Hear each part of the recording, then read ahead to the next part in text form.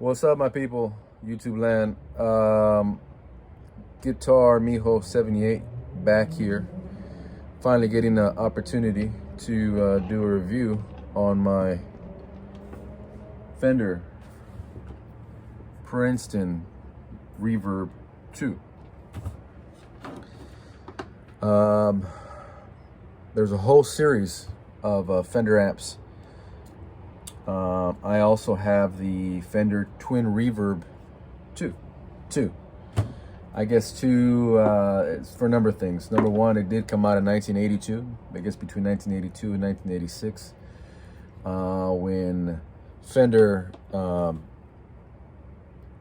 CBS owned Fender, and they sold it to Bill Schultz and a handful of investors, and they wanted to redefine what it is that the Fender amplifier was. So they brought on Paul Rivera, guru. Prior to that, he was working at Valley Arts. I have a Valley Arts Stratocaster here, and he had his own shop in San Diego.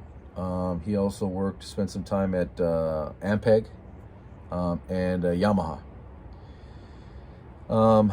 and also spent a lot of time doing pedals, modifying pedals. Modifying pedals, going in there and modifying the first ones, the first bosses and whatnot, modifying Fender Deluxe reverbs, modifying these amps for Paul Jackson Jr., for Larry Carlton, for just a number of LA session musicians at the time. I'm sure Steve Lukather, get this guy named Gray, something Gray. Anyways, so at the time, prior to Paul Rivera coming, Fender had been starting to make copies of Mesa Boogies. So this is not the copy of the I think it's the Mark IV. I think the copy of the Fender it's called Fender 75, or the I think it's called the Fender Another one was a Fender Super Twin, this was called. And Mr. Rivera said there was all kinds of things wrong with that thing. I think it was just they didn't understand circuit design, and these engineers just went to copy. They wanted to copy the Mesa Boogie. So some of these controls are right around there. Paul Rivera is known to be the first designed the first channel switching amps. I got some pedals up here, but right here you got volume, you got pull for lead, treble, pull for bright, mid, pull for boost, bass, reverb, lead level, which is a whole other like master volume when you pull that, and then there's an overall, actually no, this master volume, well, we'll check right now. I think this master volume is only for when this is down, but it may be for everything. I know that's how they design it. And then a presence knob, of course. The reverb, kind of a short tail reverb, I think. There's an Acusonics back there, reverb tank. And the reverb is designed to, when it's in the lead circuit, to kind of tail off a little bit. So, you know what? I'm just going to play some tones here. And just to mention, I don't believe there is a foot switch that you can go from lead to normal channel, right? And then the switch also kills the reverb. But I don't believe these are designed to be switching amps. You can get some good tones here. Like I said, it's a Samick, but it says Valley Arts, Custom Pro Shop Valley Arts. See that? So just my knob. Got it on the neck pickup. And what's going on here too is that I've upgraded the speaker because the speaker that came in here, the original speaker, just didn't work. And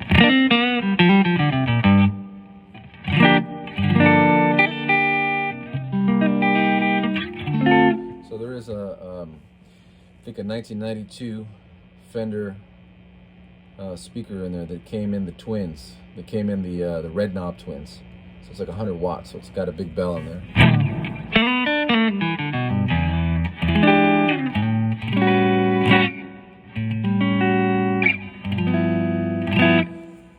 Now this demo is not to go through all the settings. Right now I have something I like, but one thing I will do is that I will pull the lead switch.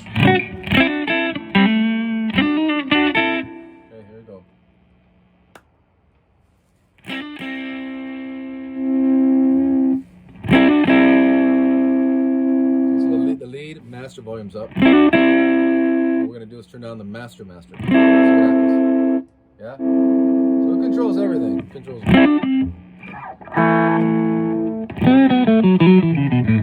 So, for example, right away I want to change the settings.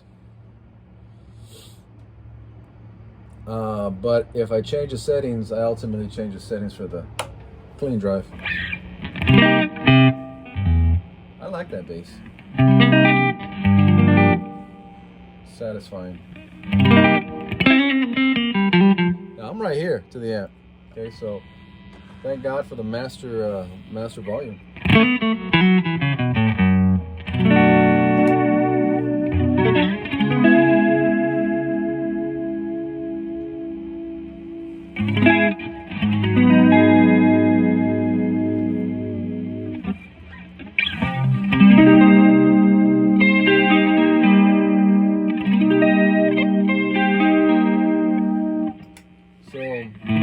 Let's pull this again.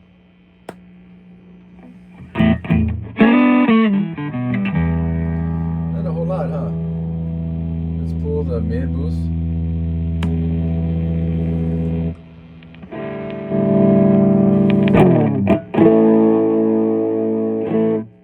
It's probably meant for a pedal or something.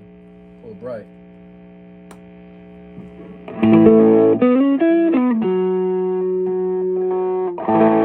Bridge pickup. I don't know. So I'm going back to my normal settings.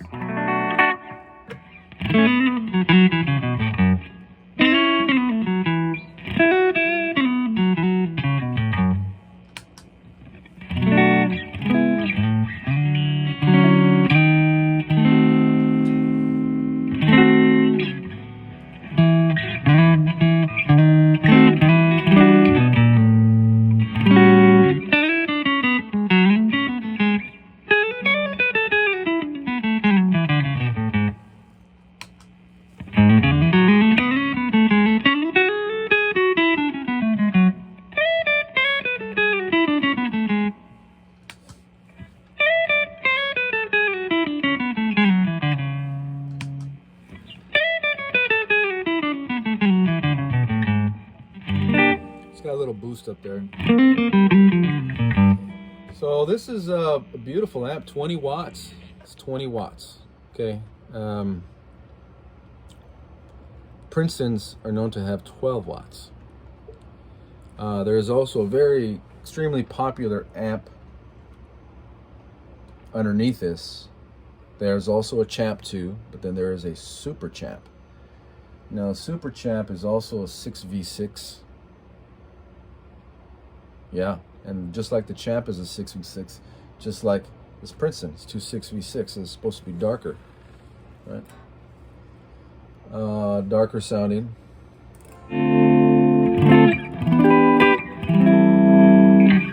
So this isn't necessary. You can have a whole lot of fun. I think with a super champ, super champ is a 10-inch speaker, so is the champ.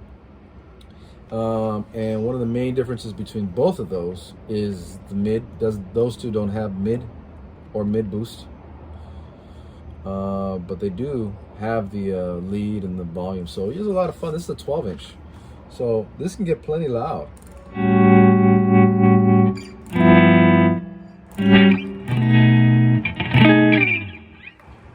Like I said, I enjoy the The reverb's a little different than what I'm used to.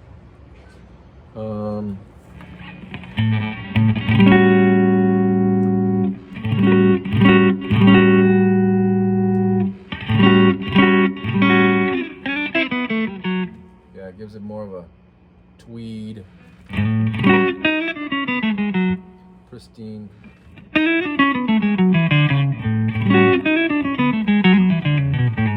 Yeah, this just reminds me of a great pedal platform.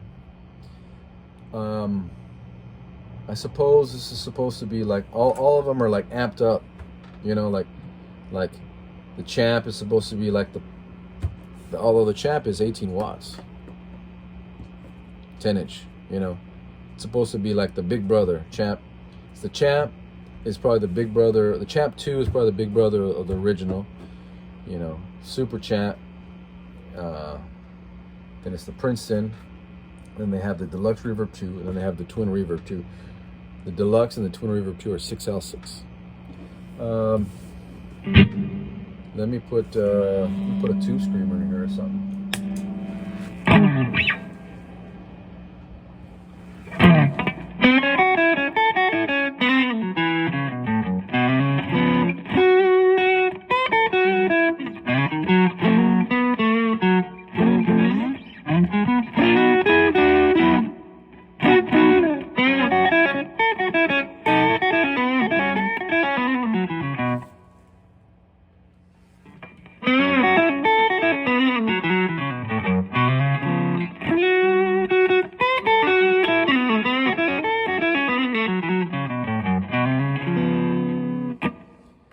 Anyways, this is a great amp.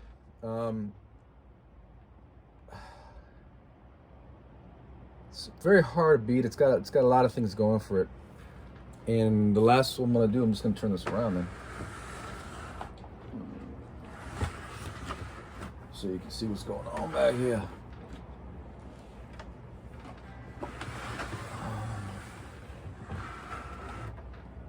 All right. So. Oh, the plug also has it was been replaced by a 3-prong. So there's that bad boy speaker, 100 watts. It was taken out of that 92 twin red knob twin reverb. Actually, it's called the Twin. See, just 20 watts. There's a line recording ground switch. Line recording pedal I was telling you about, and the reverb, hum balance. In the Accutronics reverb tank, right in there, and 2 6V6 tubes, 2 7025s, 112A T7, and and another 7025. So I've cleaned this amp up. I don't believe I'm getting rid of it. But hey, you never know, right? I think I have a lot of different amps in here. I think I have a classic Fender. I think I have a souped up Fender. I think I have very clean rolling jazz amp or something, and kind of a Mesa Boogie. If I pull this mid boost, and if I do something with it, you know, with pedals or whatever. The Twin 2 I have is a high gain amp. There's some JBLs in there and whatnot, but I have it. I also have a second cab with a couple of vintage 30s. So I'm going to use that to get my Marshall sounds and get my clean sounds. This can do it all. I mean, remember, this was 1982, 1983. Okay, this was before the Hot Rod Deluxe, Hot Rod DeVille. This is point-to-point tube amp. After this, they started doing the circuit boards. There's a lot of, no, there was still hand-wired stuff, but now you're talking money. This was pretty much factory. And hey, who's not to say you can't just go in there and do what you want? All right, this has been Guitar Mijo 78. Catch you on down the road. All right, we'll do some more videos. Peace.